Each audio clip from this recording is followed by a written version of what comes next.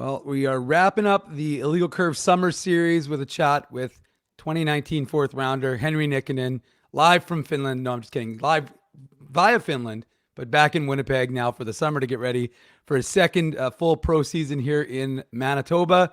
So, Henry, first of all, tell the folks how your summer was. I had a great summer. I mean, lots of practice, lots of time with family. Yeah, just enjoyed it all a lot. So had a great summer. And did you get up to anything fun? I mean, obviously, we know your focus is on hockey, but you have to be able to relax a little bit. So, what were some of the things you did away from the rink? I mean, lots of Finnish sauna first of all. So lots of staying at the cottage and having some time in the sauna and swimming in the lake. And had a 1 week's vacation in Spain as well. So that was the trip we made with my girlfriend, and yeah, that's pretty much it. Nothing too special, just hanging out with family and friends. Now we know the Finnish sauna is a big experience, and you said how far is your cottage from where you live? It's only like 20 drive, so it's super close. Go Oh, there, okay. every day when we can, so it's nice. And is it right on the lake? So do you get a chance to have that lake effect as you're sauning? Yeah, it's a big part of it, going sauna and swimming and back and forth. So big part of Well, that's good. Well, again, we were talking about this a little before we got started. Here in Winnipeg, we still got some balmy, warm temperatures. I know it's getting a little colder in Finland. It'll be getting colder here in Winnipeg. The temperatures are getting there, so I'm sure you can find some saunas. I know Thermea has some saunas in that's the Nordic spa here in Winnipeg, so I'm sure there's some opportunities for that. But of course, the focus is on hockey. Yeah, yeah. Now, but Henry, how soon after a season ends would you start to train again?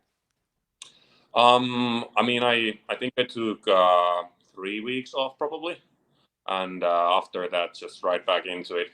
First, starting the summer more on the off ice side, and then towards the end of the summer, more and more on the ice. And yeah, that's Now, the big joke here in Winnipeg is that it's Finnipeg because of all the Finnish guys in the organization. So we know Finland's a big place, but when you're training, are you training with any of the Jets or Moose prospects?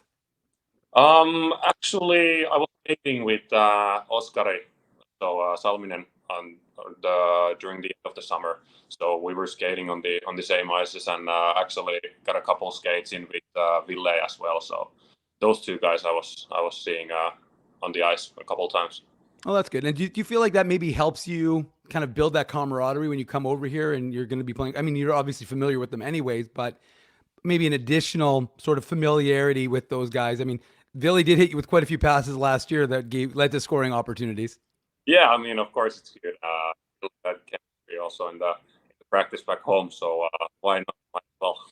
Yeah. And then, now that you've had time to reflect, we always talk to you at the end of the season or at the end of it, at your exit interviews, but you're usually just finishing playoffs. It's a kind of a tough time to reflect on the year that was. But now that you've had the summer really to reflect on the season, what was your thoughts on the full season here in Winnipeg?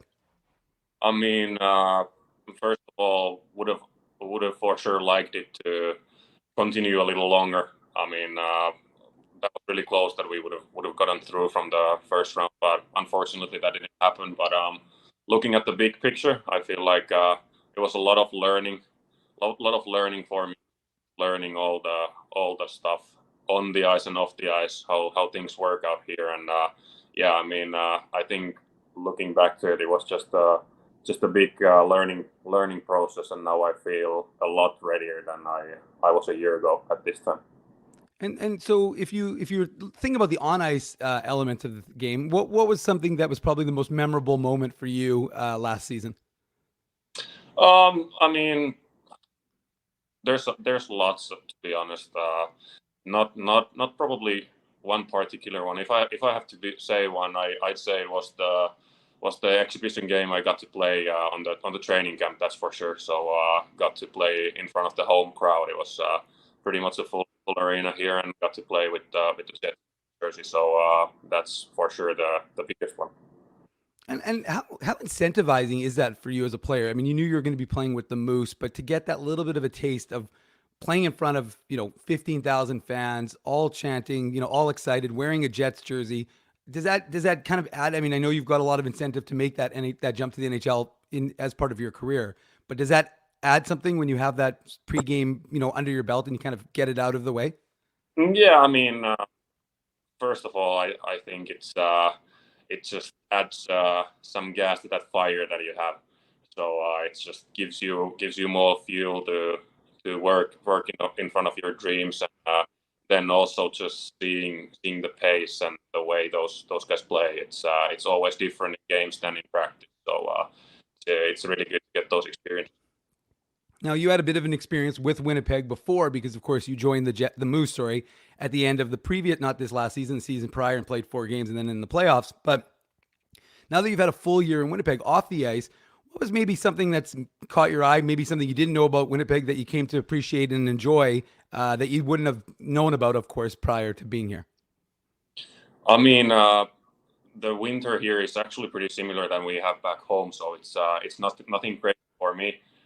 We got the daily life working out really well with my girlfriend here during the season. I mean, I just enjoyed every day and every week, like just doing the regular daily stuff, like nothing too crazy, just the daily routines. That's what keeps me going a lot.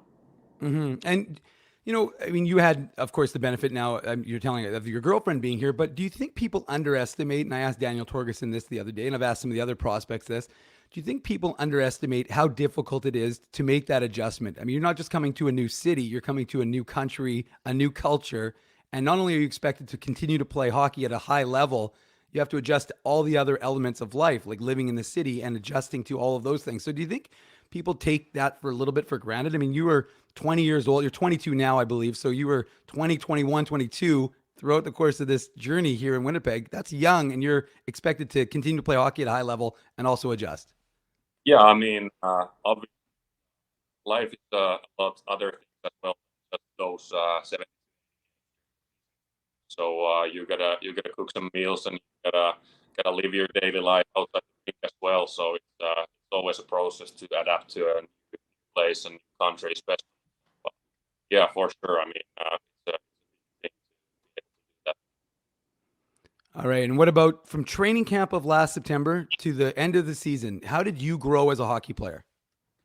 I feel like I grew into the smaller rink a lot better.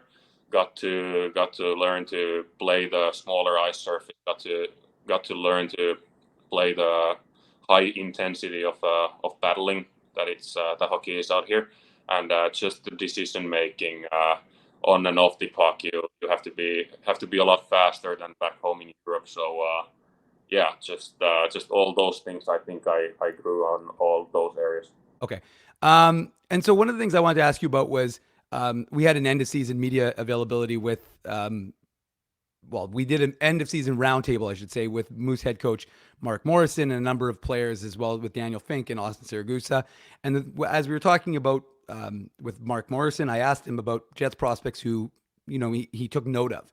He mentioned your name. He said you're a guy who definitely, especially towards Christmas, was really trending up. The one thing he said was he noticed that the grind of the season kind of got you a little bit. So I guess the question I have for you from that is, well, one, what does it mean to you when you hear that your coach puts your name out as a player that he took note of? But also, how do you in this summer kind of plan to prepare yourself better for that grind now that you kind of experienced it one time? Well, yeah. I mean, first of all, it's a big thing to hear that. It's great thing to hear your coach say that, and yeah, I felt the same way. Absolutely, we had a discussion about it actually. That towards the Christmas, especially the start of the season, I felt like I was getting better and better, and my game was getting better all the time. Then I don't know if it was all the games or everything, but I just felt like I had a kind of a tough stretch there in the middle of the spring, and yeah, I mean, looking back to it, I feel like I just need to be in top conditioning level that I can, like, I need to be on my best on that side. I need to keep a good hold of the stuff off the ice as well. I need to be sleeping well enough and well enough, looking after the recovery a lot to kind of stay fresh throughout the whole year.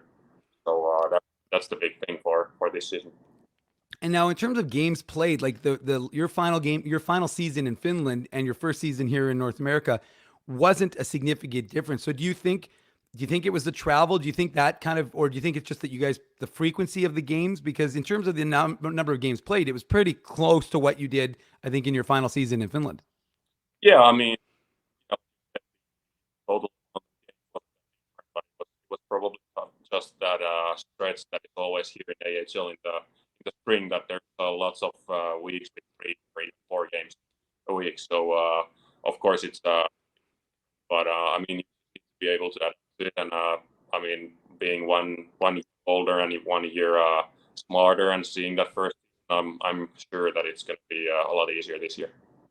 Well, playing defensively responsible isn't very fun, I don't think. I mean, most guys want to score goals, but you seem to excel at it. I remember your first development camp after you got drafted, so this would have been 2019.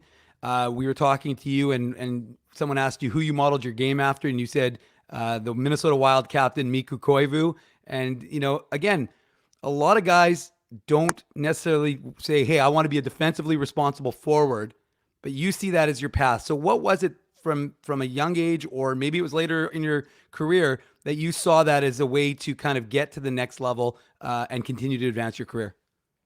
I mean, I feel like that's always been a side of my game I felt pretty comfortable with. Like you said, all guys don't see it as fun, but I actually take huge pride in it. I feel like it's a huge part of the team game. 20 guys can't be scoring goals all the time. Somebody needs to be doing something else as well. And of course, I wanna be playing offensive well as well.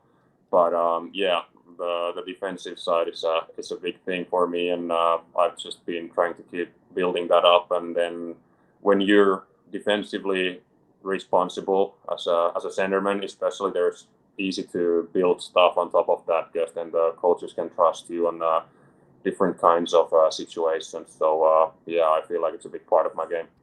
Well, and we saw that work with David Gustafson, who was down here with the Moose, of course, when after he got drafted by the Jets in 2018, and he was very defensively responsible, played center, of course, and when he made that jump up to the NHL, continued to get that responsibility of penalty kill. And that's one thing, we've heard Rick Bowness say, the Jets head coach, he'll say you can't just do one thing. You have to have multiple skill sets. So from your perspective, I guess that obviously, again, gives you more incentive, because look, the penalty kill for the Moose was top 5 for a long time in the season. I know you guys finished top 10 because you had a lot of injuries, but it seemed like that's something that you take a lot of pride in. Again, not something that's very rewarding necessarily. You don't get a goal, you don't get an assist, you don't get to raise your arms, but there is a reward, there's a value to achieving, a good successful penalty kill. Yeah, for sure. There's like I said, there's a lot other stuff. Well, scoring goals and making points. So yeah, penalty kill is a huge thing towards winning culture in the hockey team. For sure. So, how much, speaking of winning culture and that idea, and one of the things that Mark Morrison's talked about is how important playoffs are. And he says that, for every round of playoffs, it's like, I can't remember how many games he's equated it to, but he says it's a huge learning experience. So, from your perspective, how much of a difference did you notice between the regular season? And I know you played postseason the previous year as well with the Moose, but what was your takeaways from the difference between the regular season and the playoffs? I mean, the intensity always jumps a level higher, that's for sure. And everybody battling that little extra bit more than in the regular season games. So again, that's one of those things that you just need to kind of experience. Like you can talk about it, you can watch video, but the best way to experience is to get into those situations, and that's the way to learn and get better in those. But I mean, I think there's not a single guy who plays hockey and doesn't love play of hockey. It's just it's why we do this. It's all it's about in the end. So yeah, those are some great games, that's for sure. Well, speaking of playoff hockey, at the same time you guys were doing battle with the Milwaukee Admirals, the Jets were doing battle with the Vegas Golden Knights, and I know a lot of the Moose guys would come and watch the Jets. And so what were your takeaways from NHL playoff hockey and the whiteout itself? Because again, that's an experience that, and you can see it on TV, but until you're in that building, it's completely different. Yeah, for sure. I mean, seeing it first time, it was pretty nuts. All the streets packed with people, and the feeling around the downtown, it was crazy. And I mean, that's that's a culture this city has built, and hopefully it'll stay like that forever and even get better, because it's something all players reach for sure. Well, one of the things we've talked about, and I've asked you about previously, but I'm curious to know your take after again a full season, was the idea of inclusivity and everybody's voice mattering in this Moose locker room. And we hear that. And again, I really just focus on the Jets and the Moose. I can't speak to what other team happens in other cities really, but it just seems like with this Moose group, it doesn't matter if you're Jimmy Olney, the captain, or you're Henri Nikkanen, a second year going into your second year pro here in North America. Everybody has a voice. So what do you think how does it make you feel knowing that you do have that voice if you want to speak up? Like Daniel Torgerson told me yesterday, he doesn't necessarily the most vocal guy, but he knew if he wanted to say something, he could. Yeah, I mean, it's a huge thing for the guys. That's for sure. To being able to be more of yourself around the locker room, and like actually completely you're like yourself. You don't have to be anything else in that locker room. So it's a great thing to have, and it's a thing to value a lot. That's for sure, because it makes the daily life around the team and just the atmosphere and all that so much better. So when the team held their exit meetings with you, what was kind of the area that they wanted you to go back to Finland and work on or focus on? I mean, just get stronger, get better moving with my feet, get the endurance pumped up, so I can work through the whole season, and those stuff I've been working on, and I think I've gotten better at all those areas. So is that, do they say to you, okay, Henry, these are the areas we want you to work on. Here's the plan. Or do they say, you go back and you talk to your trainers in Finland and you say, this is what I want to do. And then it's on them to kind of get you to that next level, even though it's you who have to do the work, of course. Yeah, I mean, of course they offer you help if you ask, but mostly at home, back practicing with the trainers that you're familiar with during a lot of years already. So those guys know you well, and they hear what you need. They already know kind of what you need to be doing a day to get better in those areas. So yeah, it's just getting back to work at home, basically. And do you hear from the team quite a bit during the summer, or do they just kind of touch base, like from Jimmy Roy, Mike Keane, that sort of thing? Oh yeah, mostly those guys just touch base. Nothing too crazy or too much. Just more touching base towards the season closing in. Okay, and so speaking of the season closing in, are you the type of player who sets goals for yourself? And you don't have to lay out what those goals are for us, but do you goal set ahead of each season for yourself? I mean, yeah, I don't like to set like just one big goal getting into the NFL. I feel like there's a lot of steps to be taken on the way there, and you kind of need to think about what those steps need to be, and then work towards those, and get to them one by one. Well, okay, so you mentioned getting to the NHL. How much of that is on your mind? Do you think about it at all? I mean, it would seem natural that a player would say, that's my goal. So, do you think about making your NHL debut, or do you try and put that out of your mind and just focus on what's in front of you? Well, in the daily work I do, and in the daily practice, that's not the thing I think about.